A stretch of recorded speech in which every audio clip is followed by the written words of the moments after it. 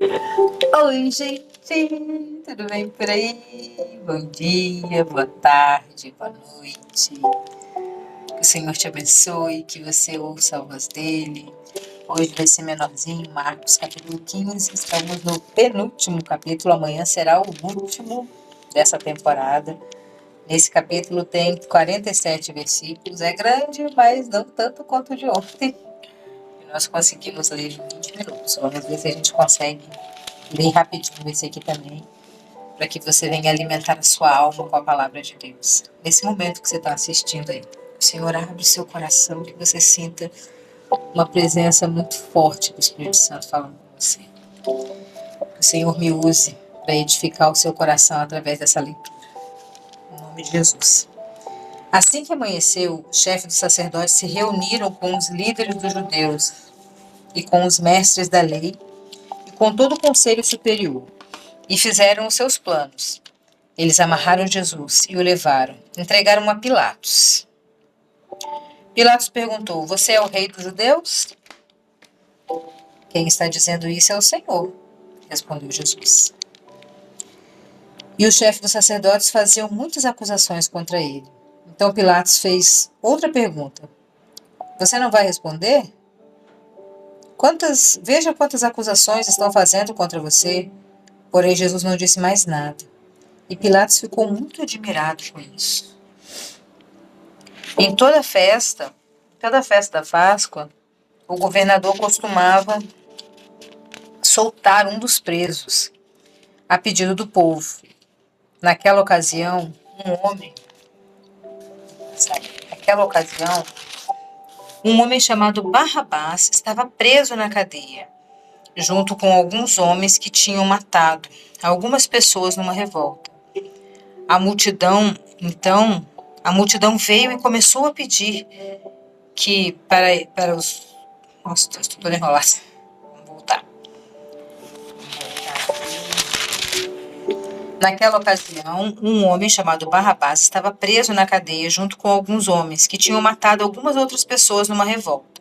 A multidão veio e começou a pedir que, como era de costume, Pilatos soltasse um preso. Então ele perguntou: Vocês querem que eu solte para vocês o rei dos judeus?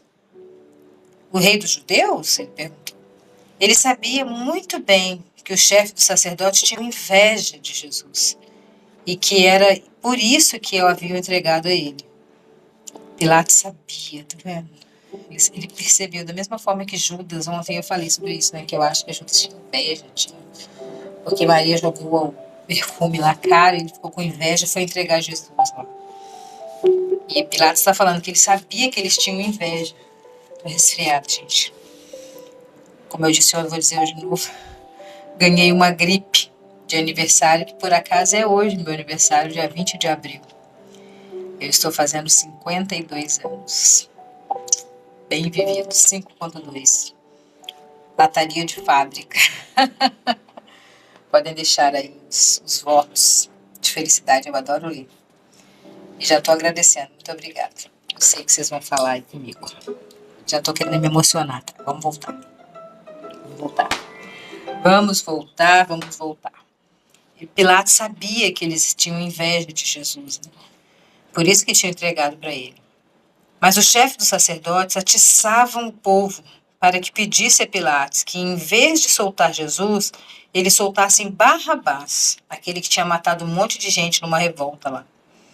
Pilatos falou outra vez com o povo e ele perguntou: O que vocês querem que eu faça com este homem que vocês chamam de rei dos judeus? E eles gritaram: Crucifica! Crucifica! Que crime ele cometeu? Perguntou Pilatos. Que crime que ele cometeu? Ai, ai. Mas eles gritavam ainda mais alto: Crucifica! Crucifica! Então Pilatos, querendo agradar o povo, soltou Barrabás, como eles haviam pedido, e depois mandou chicotear Jesus e o entregou para ser crucificado. Até os soldados levaram Jesus para o pátio interno. Aí os soldados levaram Jesus para o pátio interno do palácio do governador e reuniram ali toda a tropa. Depois vestiram em Jesus uma capa vermelha e puseram na cabeça dele uma coroa feita de ramos, cheio de espinhos. E começaram a saudá-lo, dizendo: Viva o rei dos judeus! Viva o rei dos judeus! Mal sabem eles que realmente ele era o rei dos judeus. Eles estavam fazendo isso para fazer chacota, para debochar, para humilhar, para envergonhar. É triste, mas a gente também passa por isso, e Jesus sabe. Jesus sabe como é passar por isso injustamente. Por isso ele te defende. Seja amigo dele. Se aproxime de Jesus para que ele te defenda dessa chacota que está fazendo com você. Aí os soldados levaram e ficaram gritando lá. Eles batiam na cabeça dele com um bastão, eles cuspiam nele e se ajoelhavam, fingindo que estavam o adorando. Meu Deus, quanta coisa horrível, quanta chacota, quanto deboche. Ai, que difícil. Jesus podia mandar um raio e ali atirar neles, matar aquela gente toda de uma vez só. Jesus podia desistir de tudo que ele estava fazendo. Ele sabia que ia doer, que ia ser difícil. Ele já estava sentindo a angústia um dia antes. Ele já estava sentindo a angústia. Uma dor tão forte dos nossos pecados. Ele podia desistir, gente. Ele podia, ele tinha livre-arbítrio, ele era Deus. Ele falou: não quero, vamos fazer outro. A gente pode fazer outros seres humanos. Mas ele não quis. Ele queria morrer e vencer a morte por nós, para que nós não morrêssemos mais. Ele fez por nós. Toda essa humilhação, essa vergonha aqui. Ai. Depois de terem caçoado bastante dele, tiraram a capa vermelha e o vestiram com as suas roupas, com as suas próprias roupas. E em seguida o levaram para fora a fim de o crucificar. Então eles levaram ali com a tropa toda, um monte de gente, um monte de homem, tudo chacotando, cuspindo, mexendo nele, fazendo atrocidades que com certeza a gente nem sabe, ninguém nem relatou aqui, mas com certeza nada de bom vinha dessa gente. Até hoje, né? Nada de bom vem dessas pessoas que querem ser donos da verdade. Nada de bom vem dessa gente. Do caminho, os soldados encontraram um homem chamado Simão, que vinha do campo para a cidade. Esse Simão, pai de Alexandre e Rufo, era da cidade de Cirene. Os soldados obrigaram Simão a carregar a cruz de Jesus e levaram Jesus para um lugar chamado Gólgota. Gólgota quer dizer lugar da caveira. Queriam dar a ele um vinho misturado com um calmante, chamado mirra, mas ele não bebeu. Se ele bebesse, aqui foi a última tacada do diabo. Se ele bebesse, ele ia ficar adormecido e o sacrifício como cordeiro não ia valer. Ia ser insignificante porque ele estava adormecido. Ele tinha que sentir toda a dor do pecado que nós cometemos, todos nós juntos, numa só pessoa. Então Jesus não bebeu. E em seguida os soldados crucificaram ele. Em seguida os soldados crucificaram e repartiram as suas roupas entre si, tirando a sorte com os dados. Ai, meu Deus. Vamos ver aqui de novo, ó. Os soldados crucificaram ele e repartiram as suas roupas entre si. Então eles crucificaram Jesus pelado.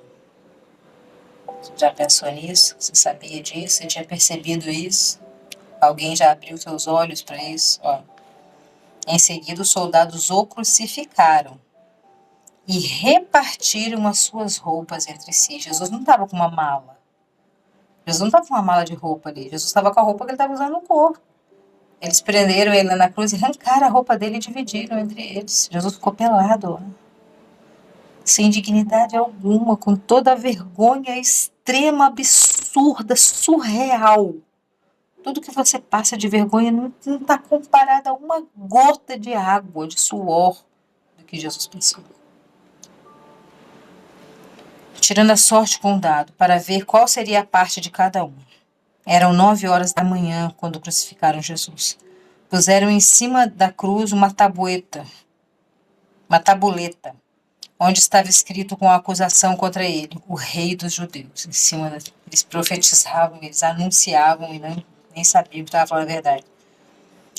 Com Jesus crucificaram também 2 ladrões, um à sua direita e o outro à sua esquerda. Assim que se cumpriu o que as Escrituras Sagradas dizem, ele foi tratado como se fosse um criminoso. As Escrituras dizem isso, né, no Velho Testamento, que ele vai ser tratado como um criminoso. Então, ali na cruz, do lado dele, tinha 2 criminosos de verdade, 2 pessoas do mal.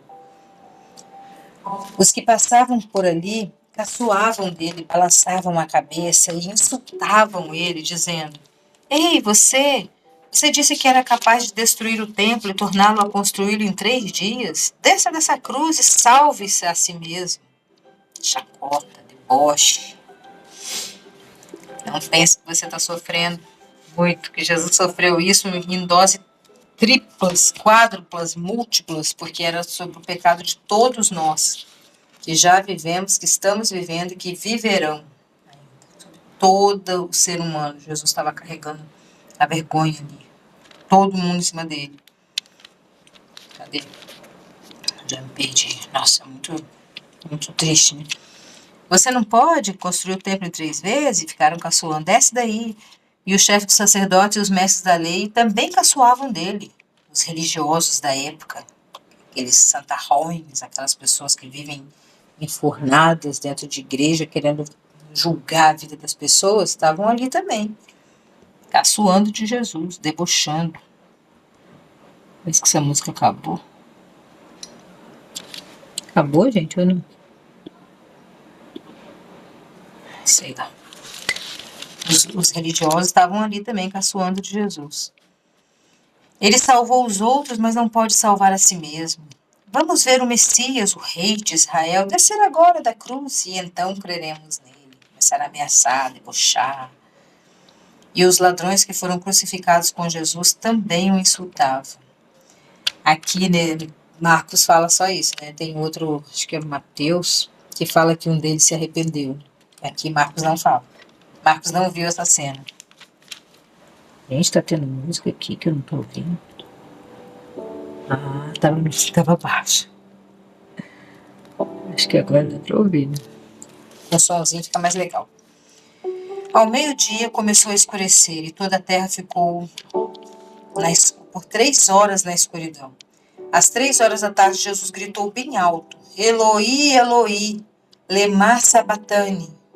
Essas palavras querem dizer: meu Deus, por que me abandonaste? A angústia era tanta, a dor era tanta, a aflição era tanto, o desespero, a vergonha, a humilhação, a falta de dignidade, tudo quanto é coisa que você puder imaginar, multiplicado por milhões, trilhões, bilhões, estava em cima de Jesus e ele grita: meu Deus, por que você me abandonou?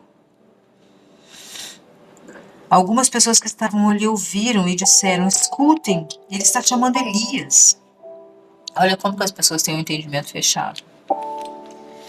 Alguém correu, molhou uma bucha, uma esponja, em vinho comum, pôs na ponta de um bastão e deu para Jesus beber e disse: esperem, vamos ver se Elias vem tirá-lo da cruz. Meu Deus, eu sou idólatra, né? Louco. Aí Jesus deu um grito forte e morreu. Versículo 37, Jesus deu um grito forte e morreu. Então a cortina do templo se rasgou em 2 pedaços, de cima até embaixo.